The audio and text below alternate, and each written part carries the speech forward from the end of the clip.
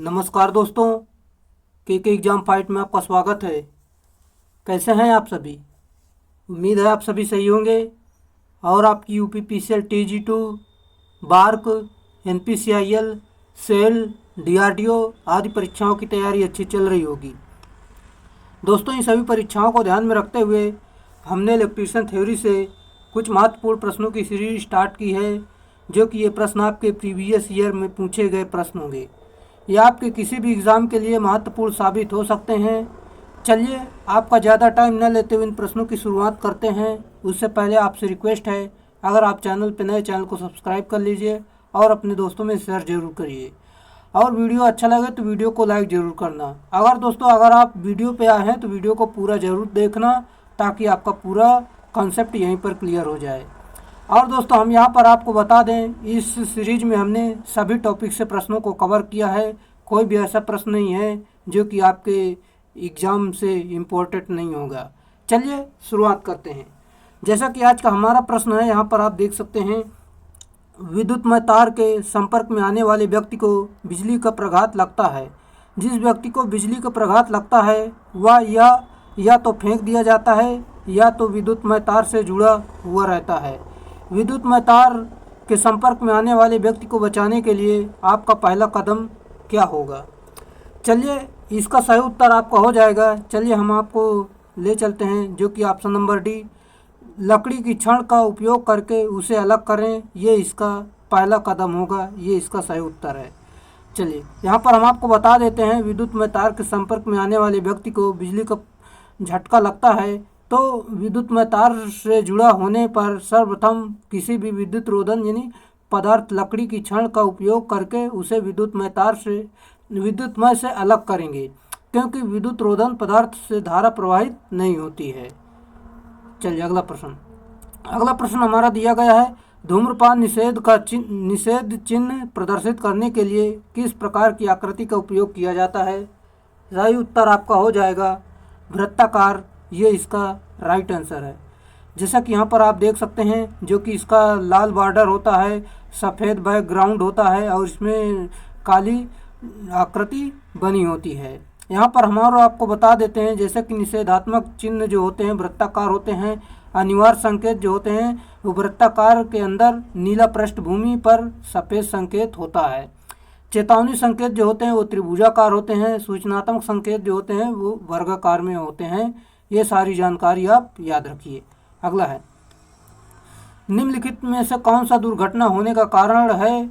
सही उत्तर, खतरे के प्रति सजग न होना, ये एक दुर्घटना का कारण है। और दोस्तों, ये सारे क्वेश्चन आप जरूर देख लें, जो कि ये आपके एग्ज़ाम के लिए काफ़ी महत्वपूर्ण है। और दोस्तों, वीडियो अच्छा लग रहा है तो वीडियो को लाइक कर दें। यहाँ पर इसका टिक पहले से ही लगा दिया जाता है, ताकि आपको PDF दे दी जाए तो वहाँ पर इसका चिन्ह लगा हुआ मिले और आपको तनिक भी दिक्कत ना हो। चलिए अगला प्रश्न की तरफ चलते हैं। अगला प्रश्न हमारा दिया गया है, जो कि श्रेणी संयोजन के लिए तुल्यकालिक प्रतिरोध होगा। राइट आंसर आपका है, जो कि ऑप्शन नंबर बी, सबसे अधिक प्रतिरोध से अधिक होगा। ये इसका सही उत्तर है। ये तो सिंपल सा आप सभी लोग जानते ही होंगे, जो कि यहाँ पर श्रेणी में जो सबसे बड़ा होता है उससे भी अधिक होता है, जो कि हमें सिंपल सा श्रेणी में जोड़ लिया जाता है, सबसे बड़ा मान आता है। जबकि समांतर में ऐसा नहीं होता है। समांतर में जो सबसे छोटा होता है उससे भी आपका कम होता है। जैसे कि यहाँ पर आप देख सकते हैं, इस प्रकार आप जान लीजिए, जो कि इस प्रकार इसे सॉल्व किया गया है। आप इसे देख लीजिए। अगला प्रश्न, किसी श्रृंखला यानी सीरीज परिपथ में कुल प्रतिरोध की गणना डैश डैश सूत्र का उपयोग करते हुए की जाती है। सही उत्तर आपका हो जाएगा, जो कि यहाँ पर हम आपको बता देते हैं। सीरीज के लिए सिंपल सा है, इसे जोड़ लेंगे, R बराबर R1 + R2 + R3, ये से सिंपल सा जोड़ लेते हैं। चलिए, इस प्रकार तो आप ये तो सभी को आपको पता ही होगा।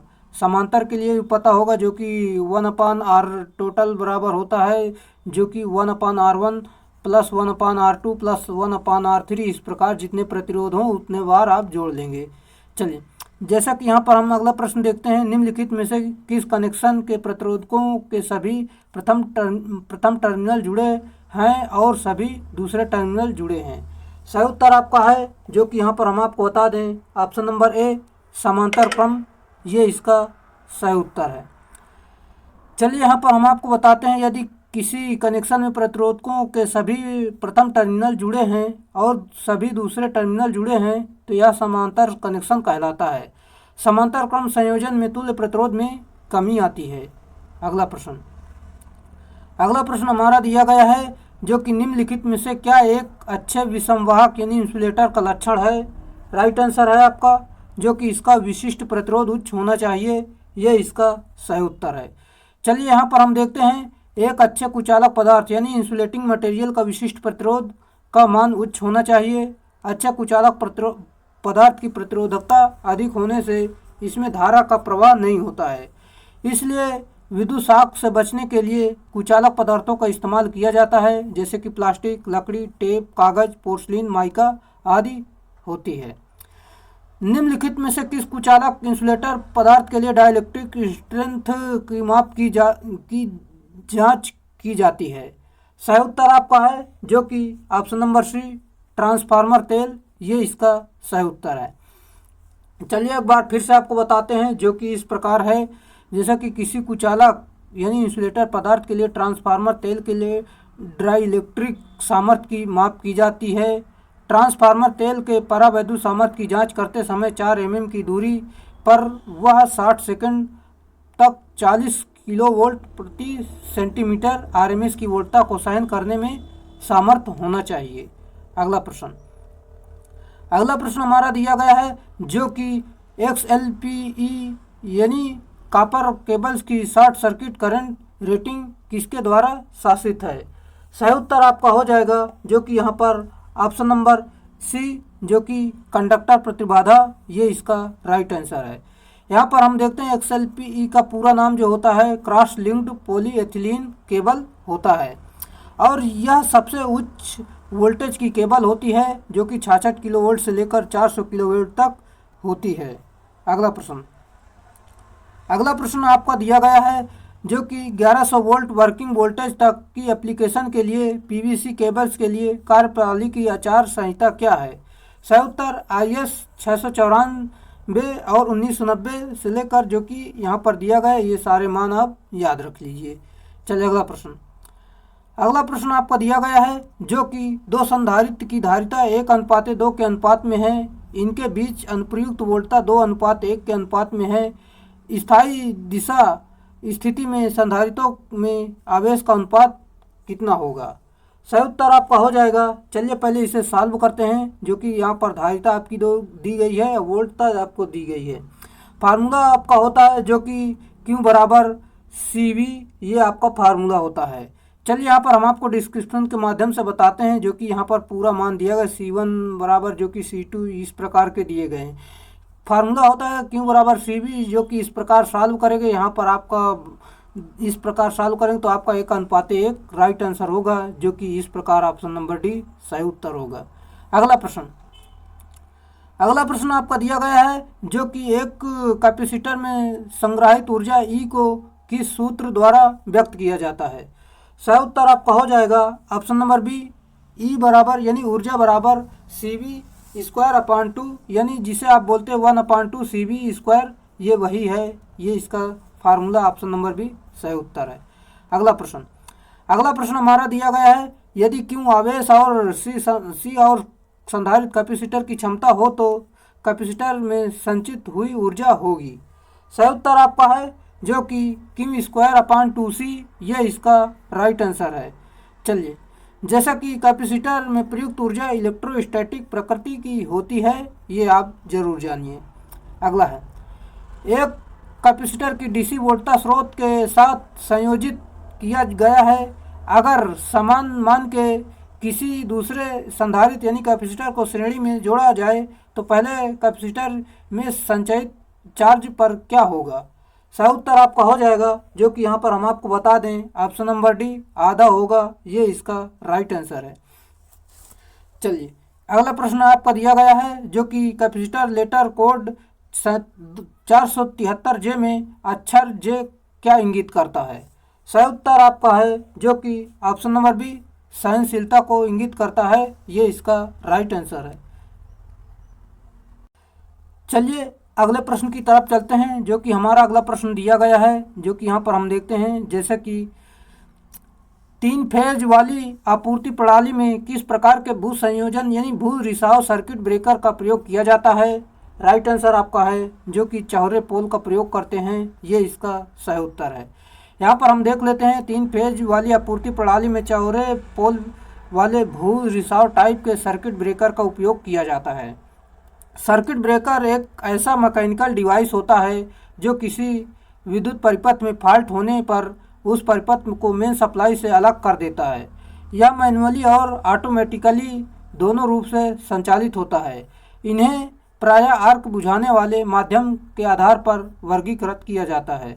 अगला हमारा प्रश्न दिया गया है, एमसीबी का पूरा नाम क्या होता है। मिनिएचर सर्किट ब्रेकर होता है, ये इसका ऑप्शन नंबर ए सही उत्तर होगा।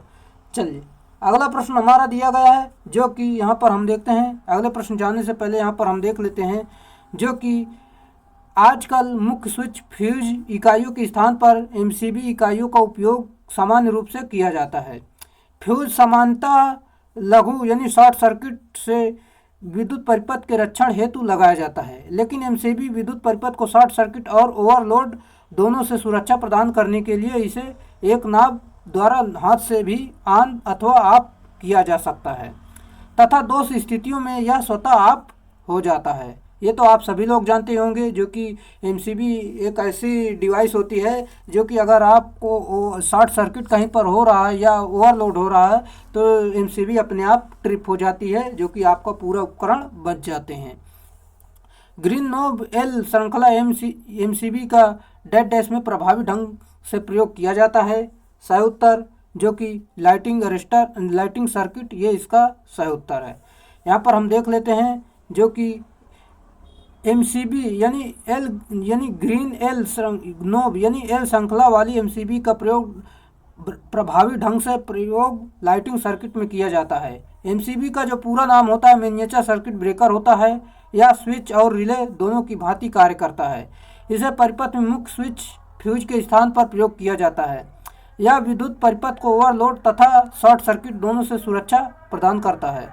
अगला प्रश्न, ताड़ित निरोधक डेड डैश के बीच जुड़े होते हैं। सही उत्तर आपका है जो कि ऑप्शन नंबर सी फेज और भूमि, ये इसका सही उत्तर है। हम अगले प्रश्न की तरफ चलते हैं। अगले प्रश्न जानने से पहले यहाँ पर पूरी व्याख्या देख लेते हैं, जो कि वह टेक्निकल डिवाइस जो बादलों से विद्युत लाइनों पर आने वाली हाई वोल्टेज की हिल्लोल यानी सर्ज को भूमि अर्थ की ओर दिशा देता है, ताड़ित निरोधक यानी लाइटिंग अरेस्टर कहलाता है। लाइटिंग अरेस्टर का प्रयोग उपकेंद्रों पर सुरक्षा के लिए किया जाता है। और देखते हैं अगला पॉइंट, जो कि आधुनिक लाइटिंग अरेस्टर में निगेटिव रजिस्टर अभिलक्षण वाले रासायनिक पदार्थों का प्रयोग किया जाता है। अगला प्रश्न, यदि किसी परिपथ का शक्ति गुणांक यानी पावर फैक्टर एकक है तो इसकी प्रतिघाती शक्ति डेड डैश है। सही उत्तर हमारा हो जाएगा जो कि ऑप्शन नंबर ए 0, ये इसका सही उत्तर है। जो कि यहाँ पर हम देखते हैं अगर पावर फैक्टर यूनिटी है तो रिएक्टिव पावर 0 होगी, क्योंकि रिएक्टिव पावर जो होता है VI sin थीटा होता है। चलिए अगला प्रश्न, एक शुद्ध ओमी प्रतिरोधक में वोल्टेज फेज और धारा फेज के मध्य का फेज वोल्टेज मतलब फेज कोण क्या होगा। सही उत्तर आपका है जो कि 0 डिग्री, ये इसका राइट आंसर है। चलिए यहाँ पर हम देखते हैं जो कि शक्ति गुणांक का मान 1 होता है, आप ये इसे जरूर याद रखें। जैसा कि एसी परिपथ में यदि शक्ति गुणक अग्रगामी हो तो परिपथ डेड डैश, और यदि शक्ति गुणक पश्चिगामी हो तो परिपथ डेड डैश होता है। सही उत्तर जो कि यहाँ पर ऑप्शन नंबर बी जो कि धारिता और प्रेरकी, ये इसका सही उत्तर होगा। चलिए एक बार फिर से आपको बताते हैं, जो कि ऐसी परिपथ में यदि शक्ति गुणक अग्रगामी हो तो परिपथ धारती है, और शक्ति गुणक पश्चिगामी हो तो परिपथ प्रेरकी होता है। यदि परिपथ प्रतिरोधी स्वभाव का है तो इसे शक्ति गुणक इकाई होगा, ये आप जरूर याद रखें। ऐसी सर्किट में KW अपान यानी किलोवाट अपान किलो वोल्ट एम्पियर का अनुपात निम्न में से क्या दर्शाता है। सिंपल सा है, ये तो सभी को पता होना चाहिए, पावर फैक्टर राइट आंसर है। चलिए यहाँ पर इसे देख लीजिए जो कि इस प्रकार हमने आपको बता दिया है। अगला प्रश्न, अगला प्रश्न हमारा दिया गया है, जो कि यहाँ पर एक डायग्राम बना हुआ है, आपको बताना है जैसे कि उस परिपथ में शक्ति गुणक की प्रकृति क्या है, जिसकी वोल्टता और धारा तरंग रूप के नीचे आरेख में दर्शाया गया है। चलिए इसका सही उत्तर आपका हो जाएगा, जो कि पश्चिगामी लैगिंग यानी लैगिंग, ये इसका राइट आंसर है। पूरी व्याख्या देखते हैं, जो कि दिए गए तरंग रूप में धारा अग्रगामी है तथा धारती मतलब धारा वोल्टेज से पीछे चल रही है, अतः उक्त परिपथ में शक्ति गुणांक की प्रकृति पश्चिगामी यानी लैगिंग है। साथ ही यदि धारा वोल्टेज से अग्रगामी हो तो शक्ति गुणक अग्रगामी यानी लीडिंग होता है। अगला प्रश्न हमारा दिया गया है, एक एसी की एक चक्र प्रत्येक मिलीसेकंड में घटित होती है तो इसकी बारंबारता होगी। सही उत्तर ऑप्शन नंबर डी 1000 हर्ट्ज, ये इसका सही उत्तर है, जो कि यहाँ पर आप देख सकते हैं इस प्रकार सॉल्व किया गया, आप सभी लोग जान सकते हैं। चलिए, एक प्रत्यावर्ती वोल्टेज में 100 वोल्ट का आयाम होता है तो इसका आरएमएस मान क्या होगा। सही उत्तर आपका हो जाएगा। चलिए पहले इसे सॉल्व करते हैं, जो कि इस प्रकार सॉल्व किया गया है, जो कि Vm बराबर 100 है, VRMS हमें निकालना है। VRMS बराबर फार्मूला होता है Vm/√2। फार्मूले पर मान रख के भाग देंगे, आपका 70.7, ये इसका सही उत्तर होगा। Option number A right answer है। अगला प्रश्न हमारा दिया गया है, एक साइन वेव प्रत्यावर्ती धारा यानी एसी वोल्टेज का अधिकतम मान 10 वोल्ट और इसके वर्ग माध्य मूल मान का मान क्या होगा। चलिए इसे भी सॉल्व करते हैं, जो कि यहाँ पर हम देखते हैं वही फार्मूला लगाना है, यहाँ पर सिंपल सा भाग दे देंगे। चलिए यहाँ पर आपको दिखा देते हैं, जो कि इस प्रकार मान रख के सॉल्व करेंगे, आपका 7.70 मतलब 7.070, ये ऑप्शन नंबर ए सही उत्तर होगा। चलिए अगला प्रश्न, यदि प्रत्यावर्ती यानी एसी वोल्टेज का चरम 500 वोल्ट है तो आरएमएस मान क्या होगा। सही उत्तर आपका हो जाएगा, जो कि सिंपल सा वही क्रिया करना है, आपका यहाँ पर सॉल्व करेंगे। यहाँ पर आपका ऑप्शन नंबर सी 353.3 वोल्ट आ जाएगा, जो कि यहाँ पर देख भी सकते हैं, इस प्रकार सॉल्व किया गया है, आप इसे जरूर देख लें। अगला प्रश्न, ये भी वही फार्मूले पर है, इसे भी सॉल्व करना है, जो कि आरएमएस मूल्य डैश वैल्यू बताना है आपका। यही फार्मूले पर मान रख देंगे, आपको यहाँ पर जैसे कि √2 का 80 में भाग देंगे तो आपका यहाँ पर आंसर आ जाएगा, जो कि यहाँ पर ऑप्शन नंबर बी 80/√2 वोल्ट, ये इसका ऑप्शन नंबर बी सही उत्तर होगा। अगला प्रश्न हमारा दिया गया है, एक लघु आवेशन विद्युत धारा के साथ बैटरी की दीर्घ आवेशन की प्रक्रिया डैश कहलाती है। सही उत्तर आपका है ऑप्शन नंबर डी रिसाव आवेशन, ये इसका सही उत्तर है। चलिए यहाँ पर हम देखते हैं, जो कि स्टोरेज बैटरी की टिकल चार्जिंग से कैसी सहायता होती है। सही उत्तर, जो कि यहाँ पर इसे ताज़ा और पूर्णतः चार्ज बनाए रखने में इसका सही उत्तर होगा। Option number D right answer है। चलिए, ट्रिकल चार्जिंग सल्फेशन दोष युक्त लेड एसिड बैटरी को पुनर्जीवित करने के लिए उसे अति निम्न विद्युत धारा दर पर आवेशित करना ट्रिकल चार्जिंग कहलाती है। ट्रिकल चार्जिंग बैटरी को ताज़ा पूर्णतः चार्जिंग बनाए रखती है। अगला प्रश्न, नियत वोल्टेज चार्जर निम्नलिखित में से किसमें मदद करता है। सही उत्तर आपका है तेजी से चार्ज करने में, ये इसका राइट आंसर है। चलिए देखते हैं यहाँ पर बैटरी आवेशित यानी चार्ज करने के लिए किस प्रकार के दिष्ट धारा जनित्र का प्रयोग किया जाता है। राइट आंसर आपका हो जाएगा ऑप्शन नंबर सी, जो कि शंट यानी उपमार्ग, ये इसका सही उत्तर होगा। चलिए अगला प्रश्न, किसी बैटरी में चार्जिंग का लेवल ज्ञात किया जा सकता है। राइट आंसर है आपका, जो कि इलेक्ट्रोलाइटिंग का घनत्व माप पर, ये इसका सही उत्तर है। जो कि घनत्व मापने वाली युक्ति को हाइड्रोमीटर कहते हैं, आप इसे भी जरूर याद रखें। अगला प्रश्न, बैटरी को आवेशित यानी चार्ज करने के लिए निम्नलिखित में से किन विधियों का उपयोग किया जाता है। सही उत्तर आपका हो जाएगा, जो कि नियम वोल्टता, नियत धारा, नियत वोल्टता, नियत धारा यानी ऑप्शन नंबर सी, ये सभी इसका सही उत्तर होगा। यानी option number C right answer हो जाएगा, जो कि इस प्रकार हम आपको बता देते हैं। बैटरी को आवेशित यानी चार्ज करने के लिए निम्न 3 विधियों का उपयोग किया जाता है। नियम वोल्टता, नियत धारा, नियत वोल्टता, नियत धारा, ये सभी का प्रयोग करते हैं, आप इसे जरूर याद रखें। अगला प्रश्न, अगला प्रश्न हमारा दिया गया है, सीरीज एलसी परिपथ में के अनुनादी आवृत्ति निर्माण के लिए सूत्र बताना है आपको। सही उत्तर आपका है जो कि फ्रीक्वेंसी आर बराबर 1/2 पाई रूट में एलसी, ये इसका फार्मूला सही होगा। ऑप्शन नंबर यहाँ पर आपको बता दिए, ऑप्शन नंबर डी सही उत्तर होगा। अगला प्रश्न हमारा दिया गया है जो कि प्रत्यावर्ती वोल्टता तथा धारा का परिमाण तथा दिशा को दर्शाने हेतु सरल रेखा को एक तीर के साथ निरूपित किया जाता है। इस निरूपण को डैश डैश कहते हैं। सही उत्तर हमारा हो जाएगा जो कि फेजर मात्रा, ये इसका सही उत्तर होगा। जैसा कि प्रत्यावर्ती धारा तथा वोल्टता का परिमाण तथा दिशा को दर्शाने हेतु सरल रेखा को दर्शाने हेतु एक तीर के द्वारा निरूपित किया जाता है, उसे फेजर मात्रा कहते हैं। आप इस प्रकार जरूर देख लें। अगला प्रश्न हमारा दिया गया है, आरएलसी परिपथ में अनुनाद पर शक्ति गुणांक डैश डैश होता है। राइट आंसर आपका हो जाएगा ऑप्शन नंबर बी जो कि इकाई होता है, ये इसका सही उत्तर होगा। चलिए यहाँ पर हम देख लेते हैं, लोहा काटने की आरी हेक्सा ब्लेड की लंबाई मापी जाती है। राइट आंसर है जो कि एक पिन होल के मध्य से दूसरे पिन होल के मध्य तक, ये इसका सही उत्तर होगा। जैसा कि यहाँ पर हम देखते हैं, हेक्सा ब्लेड द्वारा नुकीले दांतों के साथ लोहे का क्रमागत कटाक्ष होता है। ये आप पूरी जानकारी जरूर याद रखें। अगर टेनन शाह के दांते घिस गए हों तो उन्हें तेज करने के लिए क्या करेंगे? सही उत्तर हमारा हो जाएगा जो कि उसे त्रिभुजाकार फाइल से घिसना चाहिए, ये इसका सही उत्तर होगा। टेनन आरी में रेख कोण का अनुमानित माप क्या है? सही उत्तर हमारा है जो कि 25 से 30 डिग्री, ये इसका सही उत्तर होगा।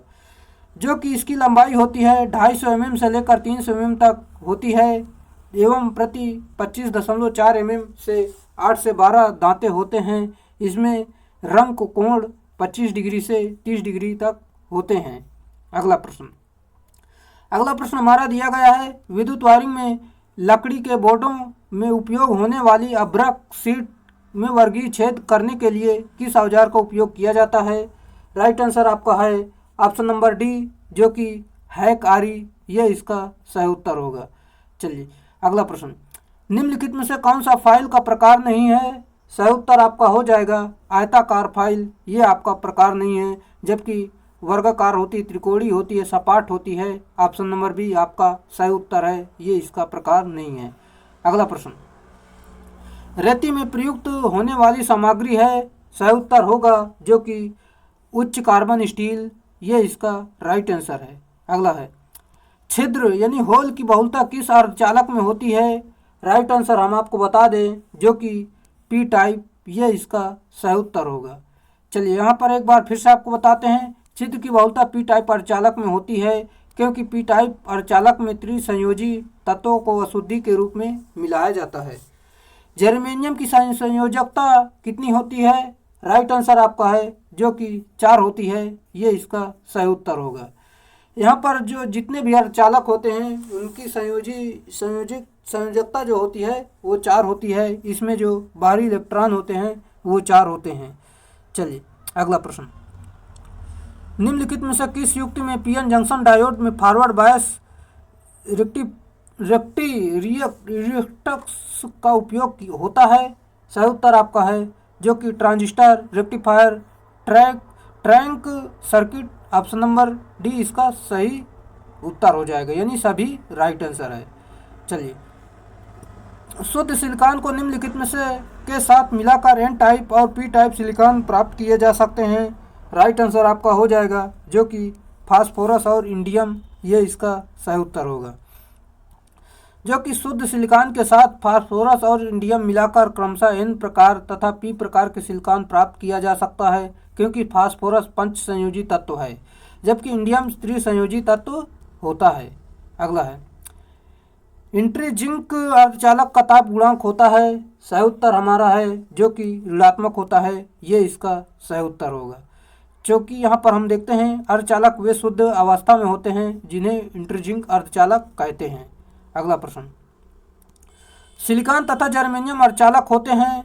राइट आंसर आपका हो जाएगा जो कि ऑप्शन नंबर डी चतुर्थ संयोजी होते हैं, ये इसका सही उत्तर होगा।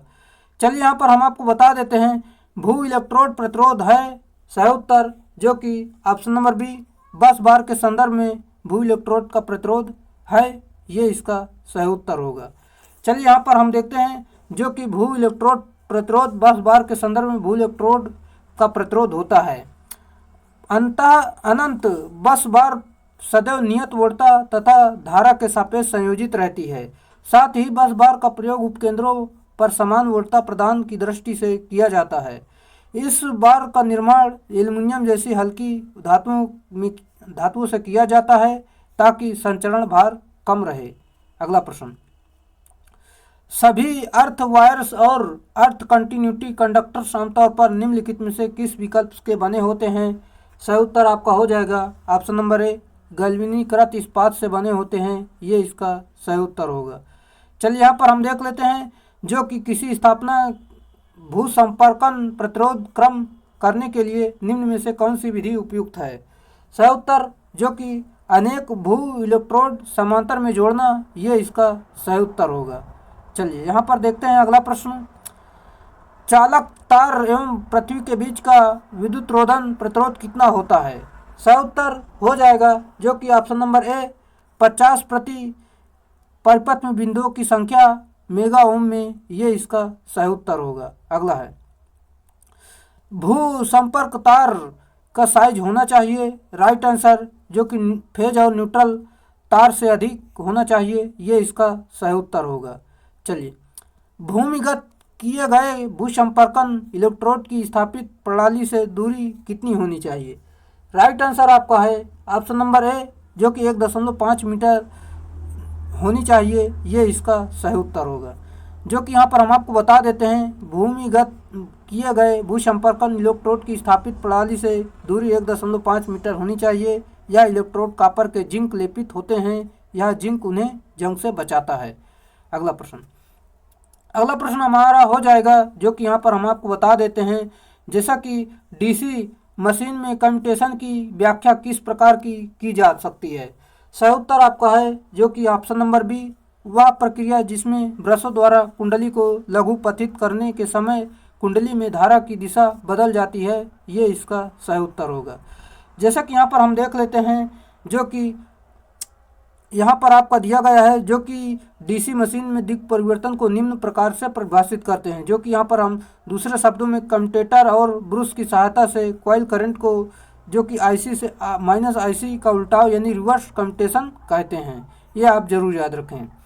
जैसा कि यदि कम्यूटेशन कमज़ोर है तो ब्रश और कम्यूटेटर सेगमेंट के मध्य स्पार्किंग होगी, कम्यूटेटर सरफेस खराब होने लगता है। अगला प्रश्न हमारा दिया गया है आर्मेचर कंडक्टर या अग्र पर एक कुंडली द्वारा विस्तृत किए गए तत्वों की संख्या को क्या कहा जाता है? सही उत्तर हमारा हो जाएगा जो कि ऑप्शन नंबर ए अग्र अंतराल यानी फ्रंट पिच, ये इसका सही उत्तर होगा। चलिए इसकी व्याख्या देख लेते हैं जो कि इसकी व्याख्या इस प्रकार दी गई है जैसे कि यहाँ पर हम आपको बताते हैं आर्मेचर कंडक्टर या अग्र पर कुंडली द्वारा विस्तृत किए गए तत्वों की संख्या को अग्र अंतराल कहा जाता है, या दूसरे शब्दों में कम्यूटेटर के सिरों पर संयोजित प्रथम कुंडली या द्वितीय चालक तथा द्वितीय कुंडली के प्रथम चालक के बीच की दूरी को फ्रंट पिच कहते हैं।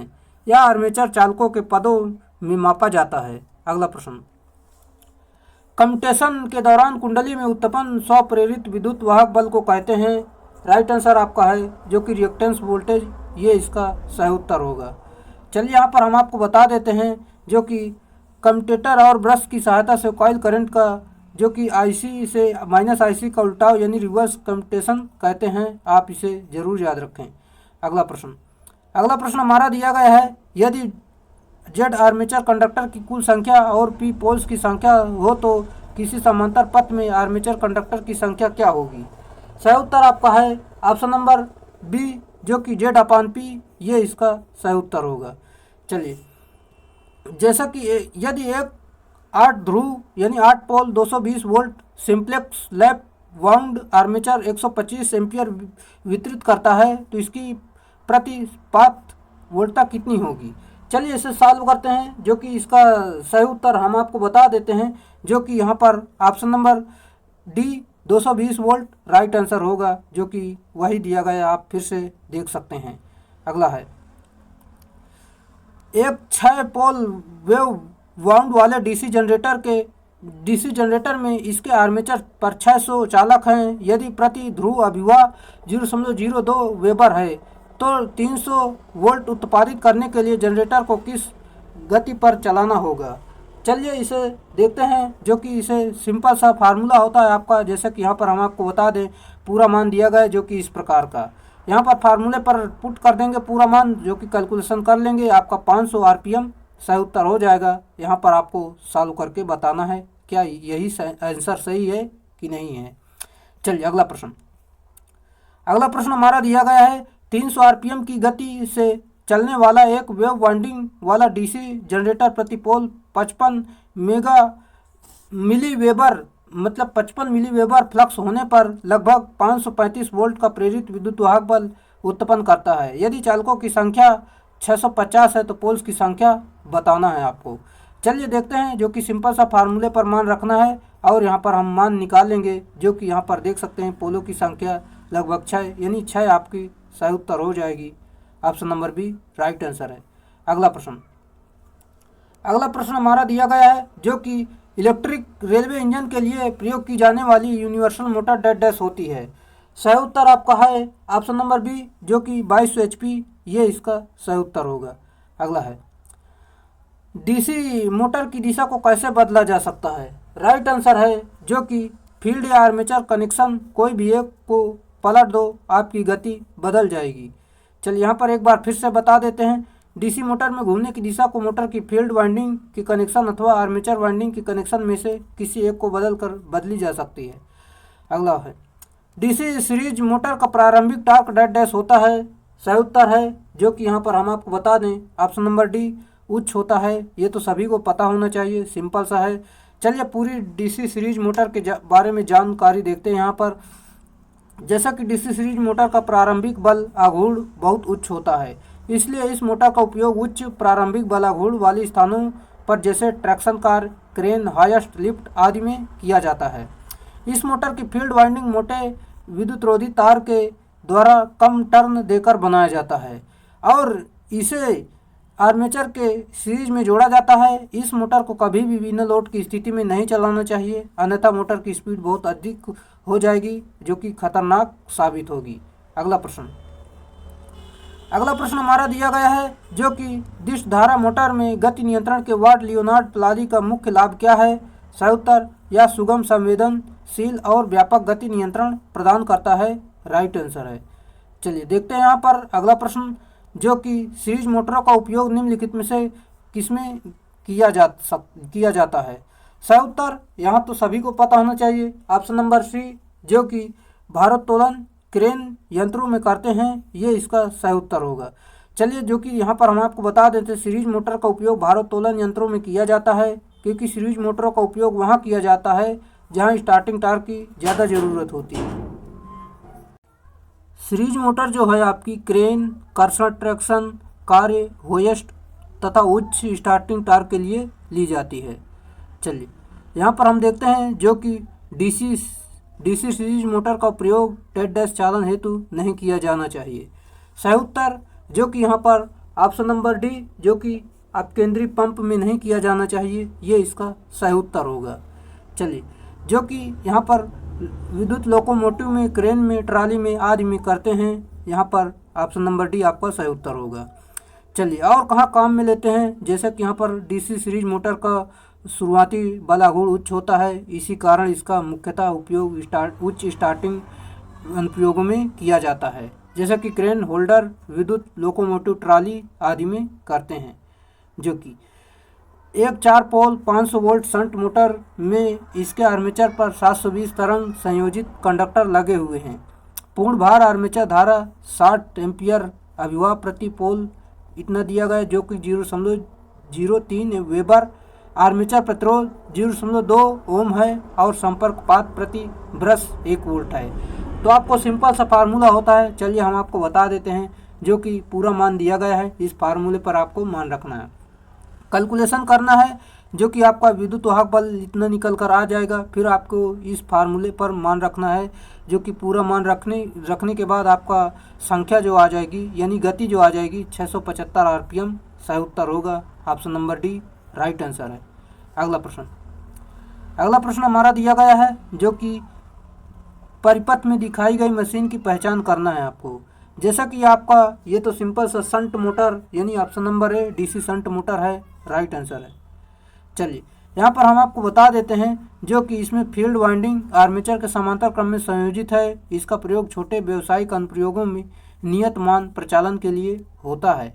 अगला प्रश्न, यदि ट्रांसफार्मर में कॉइल मोटे तार के बने हो तो होगा। सही उत्तर आपका है, जो कि ताम्र क्षति बढ़ेगी, ये इसका सही उत्तर होगा। जो कि ट्रांसफार्मर के तार मोटे तार के बने हों तो ताम्र क्षति बढ़ जाएगी, क्योंकि इस मोटे तार में प्रतिरोध कम होगा और धारा अधिक आएगी।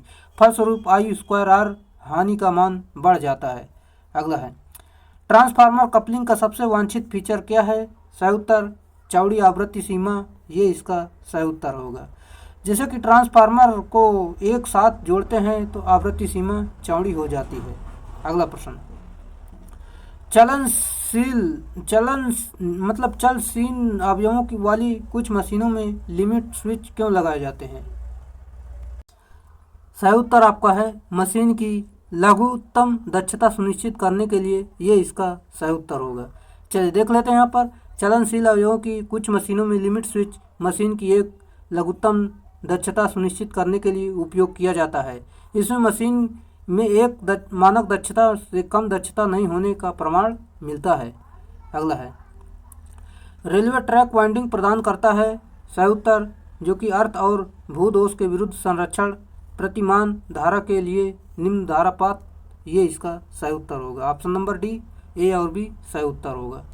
चलिए देख लेते हैं यहाँ पर, जो कि रेलवे ट्रैकिंग वाइंडिंग प्रतिगमन धारा के लिए निम्न प्रतिरोध पथ तथा अर्थ और भूदोष के विरुद्ध संरक्षण के लिए होता है। रेलवे का ट्रैक रिटर्न वायर की तरह कार्य करता है। रेलवे में 25 किलोवोल्ट एसी सप्लाई की आवश्यकता होती है। अगला है, अगला आपका दिया गया है, जो कि यहाँ पर अगला प्रश्न आपका है, अभिवर्धक रूपांतरक बूस्टर ट्रांसफार्मर निम्न में से स्थित होता है। सही उत्तर हमारा है, जो कि यहाँ पर हम आपको बता दें, ऑप्शन नंबर सी, जो कि संचरण लाइन के मध्यस्थ बिंदु पर, ये इसका सही उत्तर होगा।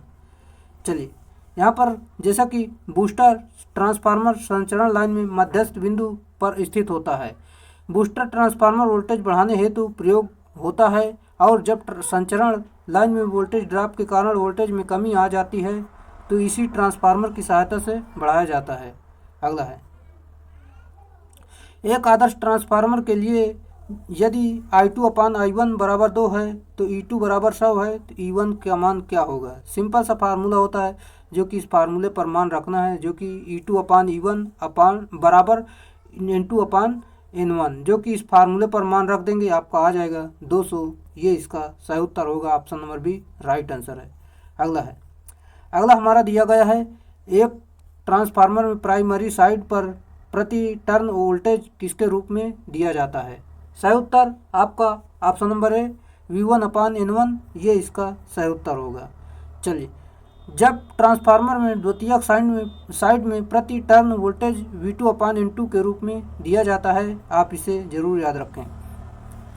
200 वोल्ट इनपुट और 400 वोल्ट आउटपुट के ट्रांसफार्मर के लिए प्राथमिक टर्न की अनुपात क्या होगा। सही उत्तर, जैसा कि वही फार्मूले पर मान रखेंगे, जो कि यहाँ पर हम आपको बता दें, इस प्रकार मान रख देंगे। यहाँ पर फार्मूले पर मान रखेंगे तो आपका सॉल्व करेंगे तो 1:2, ये इसका सही उत्तर होगा। चलिए, जैसा कि किसी 220 वोल्ट एसी से 24 volt AC step down voltage step down transformer के घेरों का अनुपात अवश्य डैश ही होगा। सही उत्तर आपका हो जाएगा, जो कि यहाँ पर हम आपको बता दें। चलिए पहले इसे सॉल्व करते हैं। फार्मूले पर मान रखना है, जो कि इस प्रकार मान रखेंगे, सॉल्व करेंगे, आपका N2/N1 भाग दे देंगे आपका 24 में 220 का, आपका 0.109, ये इसका ऑप्शन नंबर डी सही उत्तर होगा। चलिए, option number D right answer है, आपको सॉल्व करना चाहिए इसे। चलिए अगला प्रश्न, 300 किलो वोल्ट एम्पियर 6600 वोल्ट प्रति 440 volt 50 hertz delta star connected phase transformer का प्रति टर्न वोल्टेज 7.9 वोल्ट है। निम्न वोल्टेज और उच्च वोल्टेज का साइड पर टर्न की संख्या क्या होगी। चलिए इसे भी सॉल्व करते हैं, जो कि दोस्तों ये सवाल सारे हैं, आप इसे अपने आप पहले ज़रूर सॉल्व करना, जो कि यहाँ पर सिर्फ हम आपको बता रहे हैं इसका सॉल्व करने का तरीका। सिर्फ सॉल्व करना है आपको खुद से, जो कि आपकी कैलकुलेशन भी अच्छी होगी, सवाल भी आपको आने लगेंगे, जो कि बार के एग्ज़ाम में यहाँ पर आप जानते ही होंगे काफ़ी अच्छे सवाल पूछे जाते हैं। चलिए, अमीटर मापता है, क्या मापता है, धारा मापता है, जो कि सभी को पता होगा। वोल्टेज वोल्ट मीटर मापता है। और प्रतिरोध जो इसका मात्रक जो होता है, मतलब प्रतिरोध जो मापता है वो ओम मीटर मापता है। इसका जो मात्रक होता है वो क्या होता है, रेजिस्टेंस यानी ओम, ये इसका सही उत्तर होगा, मात्रक होता है।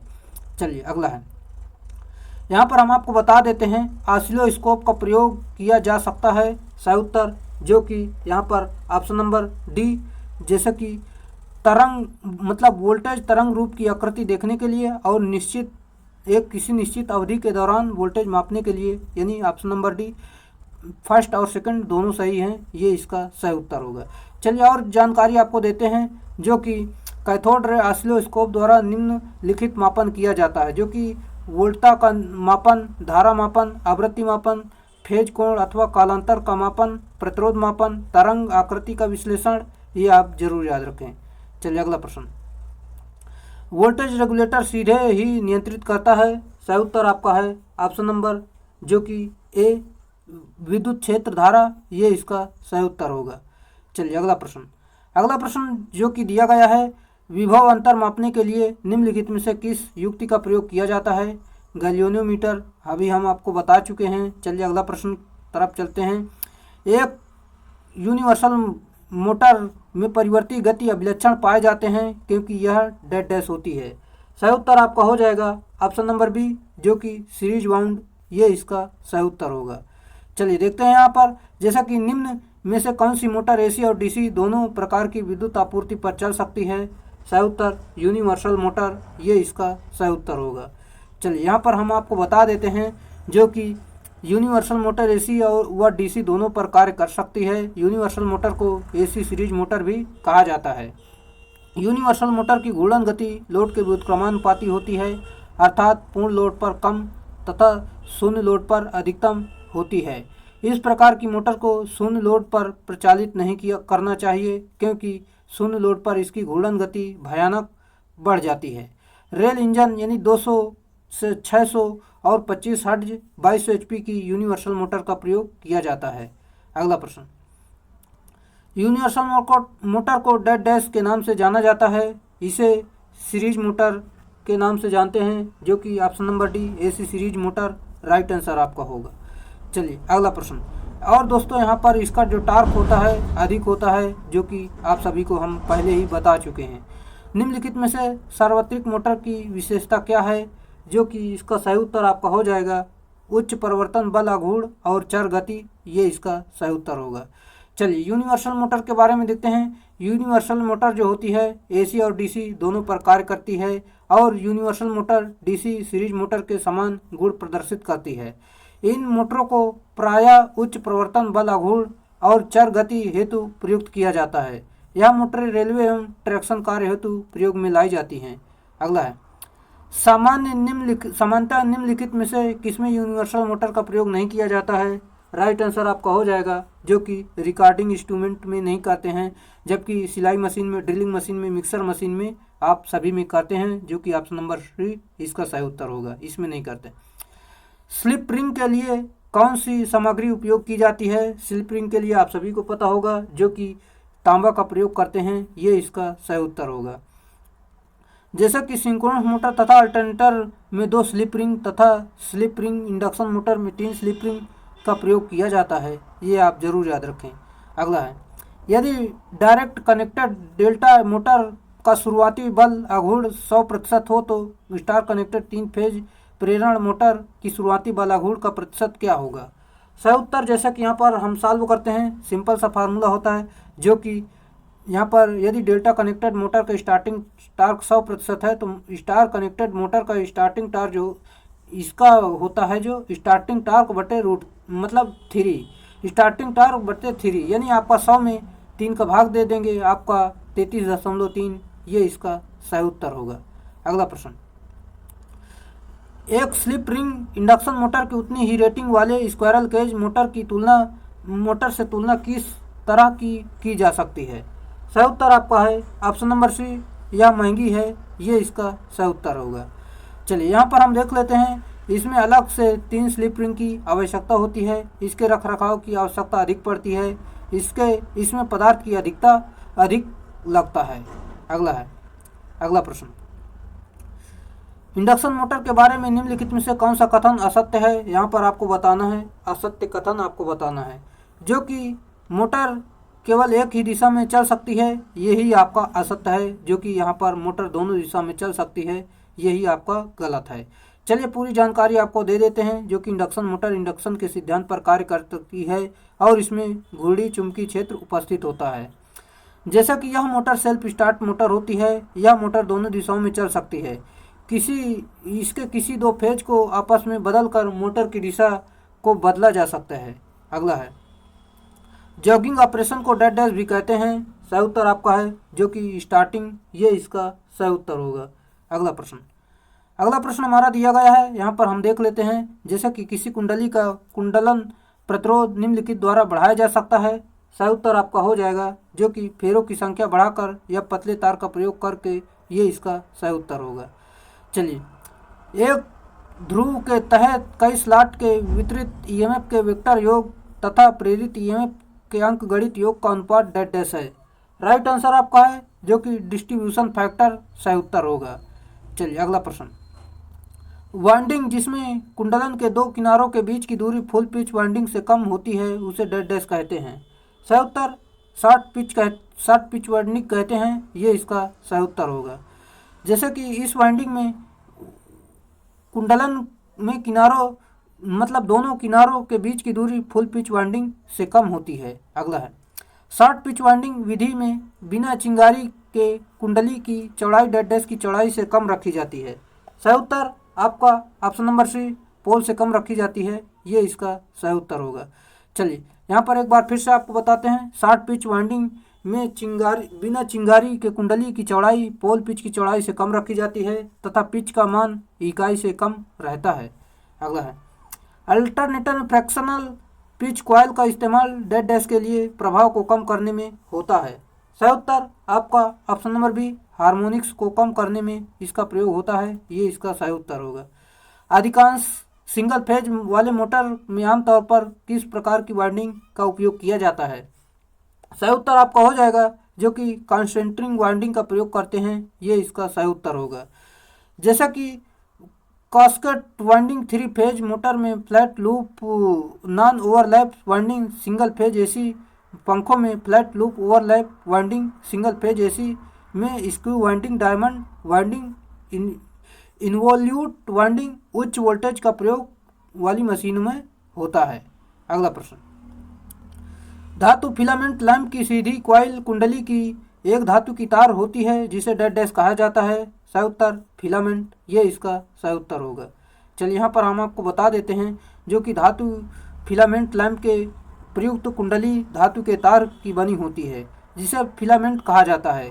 धातु फिलामेंट के अनुसार अलग अलग प्रकार के होते हैं, जो कि यहाँ पर आप देख सकते हैं, इस प्रकार यहाँ पर दिया गया है। जैसा कि इसके गुण के बारे में देख लेते हैं, तंतु लैंपों के गुण जैसे कि गलनांक बिंदु उच्च होना चाहिए, प्रतिरोध ताप गुणांक निम्न होना चाहिए, विशिष्ट प्रतिरोध ताप तथा वाष्प दाब निम्न होना चाहिए, ये आप जरूर याद रखें। अगला है, निम्नलिखित में से कौन सा लैंप कम दबाव पारा निर्वहन ट्यूब है? सही उत्तर आपका है जो कि ऑप्शन नंबर डी, जो कि फ्लोरोसेंट ट्यूब लैंप, ये इसका सही उत्तर होगा। चलिए देख लेते हैं यहाँ पर पूरी जानकारी। फ्लोरोसेंट लैंप को लो मरकरी वेपर लैंप कहते हैं। ऑफिसों में, घरों में, उद्योगों में, हॉस्पिटलों में व अन्य प्रतिष्ठान जहां अच्छी रोशनी की आवश्यकता होती है एवं कम पावर खर्च करने के लिए अधिक रोशनी प्राप्त हो, वहां पर इनका उपयोग किया जाता है। प्रायः 20 वाट 40 वाट के लिए कार्य में लिए जाते हैं। अगला है, ल्यूमेन फ्लक्स की इकाई क्या है? सही उत्तर आपका ल्यूमेन, ये इसका सही उत्तर है। चलिए एक बार फिर से आपको बताते हैं। किसी ज्योति पिंड के प्रति सेकंड प्रकाश तरंग के रूप में विकिरित ऊर्जा को ज्योति फ्लक्स कहते हैं। इसे एफ या फाई से व्यक्त किया जाता है और इसकी जो इकाई होती है ल्यूमेन होती है। इसका ल्यूमेन फ्लक्स का मान जो होता है लगभग 0.0016 वाट के बराबर होता है। अगला है, रोशनी यानी इल्यूमिनेशन को मापने के लिए निम्नलिखित में से किसका इस्तेमाल किया जाता है? राइट आंसर आपका है जो कि दीप्तिमापी फोटोमीटर का प्रयोग करते हैं, ये इसका सही उत्तर होगा।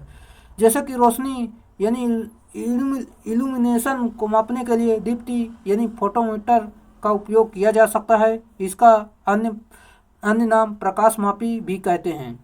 फोटोडायोड पर आधारित इलेक्ट्रॉनिक यंत्र होता है। अगला है, यदि पीएन जंक्शन डायोड का फॉरवर्ड करंट 70 मिली एम्पियर है तो इसे गतिशील प्रतिरोध का मान डैश डैश होगा।